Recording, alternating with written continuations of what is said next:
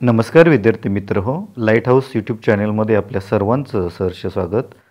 आजच्या व्हिडिओमध्ये आपण इयत्ता 10वी इंग्रजीमधील 2.3 द ट्विन्स ही अतिशय सुंदर अशी कविता आणि त्या कवितेचं अप्रिसिएशन पाहणार आहोत। आता अप्रिसिएशन पाहण्यापूर्वी जर तुम्हाला ही कविता मराठीमध्ये समजून घ्यायची असेल तर त्याचा एक व्हिडिओ बनवलेला असून त्या व्हिडिओची लिंक याच व्हिडिओच्या डिस्क्रिप्शन बॉक्समध्ये दिलेली आहे। ज्यांना कविता समजून घ्यायची आहे त्यांनी तो व्हिडिओ नक्की पाहावा।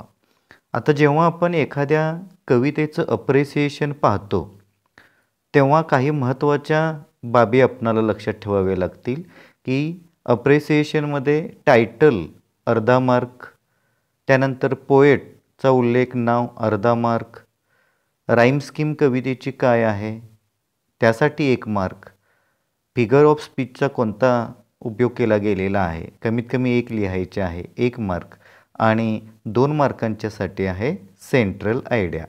या पद्धतीनं आपल्याला या कवितेचं द ट्विन्सचं अप्रिसिएशन पाहायचं आहे। आता टायटलमध्ये जेव्हा आपण मेन्शन करणार तेव्हा कवितेचं नाव तुम्हाला पेपरमध्येच दिलेलं असतं, कविता दिलेली असते। द ट्विन्स अर्धा मार्काचा अतिशय सोपा भाग आहे। त्यानंतर कवीचं नाव देखील मेन्शन केलेलं असतं। The poem is written by Henry Sambrook Leigh. त्यानंतर तिसरा महत्त्वाचा मुद्दा जो आहे तो राईम स्कीम कोणती वापरली गेलेली आहे। आता या कवितेमध्ये the rhyme scheme of the poem is ABABCDCD, पहिली आणि तिसरी ओळ, दुसरी आणि चौथी ओळ, 5वी आणि 7वी ओळ आणि 6वी आणि 8वी ओळ ह्या एकमेकांना राईम मध्ये येतात। आता पुढचा मुद्दा आहे की यामध्ये कोणत्या अलंकाराचा म्हणजेच फिगर ऑफ स्पीचचा उपयोग केला गेलेला आहे।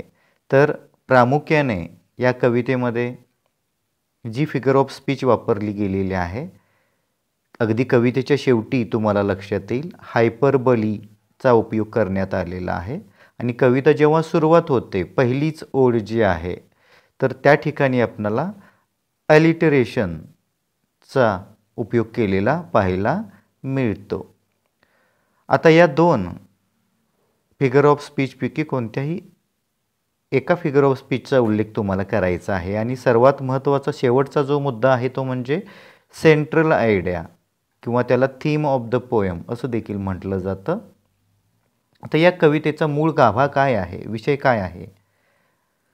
The humorous situations and misunderstandings that arise from the uncanny resemblance between identical twins is the central theme of the poem. आता 2 जुळे संयमी जुळे असणारी ही मुलं आहेत आणि त्यांच्यामध्ये जे काही साम्य आहे त्या साम्याच्यामुळं लोकांची जी मिसअंडरस्टँडिंग होते, नातेवाईकांची जी मिसअंडरस्टँडिंग होते आणि त्यातून जी काही एक ह्युमरस सिच्युएशन विनोदी परिस्थिती निर्माण झालेली आहे। जरी त्या ट्विन्सपैकी एकाला याचा त्रास होत असला तरी परिस्थिती आपल्यासाठी ही थोडीशी ह्युमरस आहे आणि म्हणून ही ह्युमरस सिच्युएशन आणि जे काही मिसअंडरस्टँडिंग झालेलं आहे यांच्या आयडेंटिकल ट्विन्स असण्यामुळं तर ती थीम या कवितेमध्ये हँडल केली गेलेली आहे।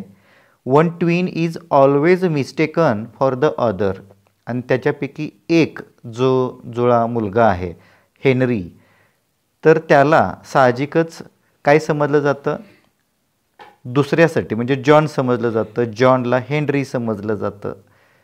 ही experiences the consequences of the others actions, आणि हेनरी जो आहे तो आपल्या भावाच्या ज्या काही कृती असतील ॲक्शन्स असतील तर जास्तीत जास्त त्या चुकीच्या आहेत आणि त्याच्यामुळं काय होतो त्याचा परिणाम कुठेतरी या हेनरीला अनुभवावा लागतो, भोगावा लागतो।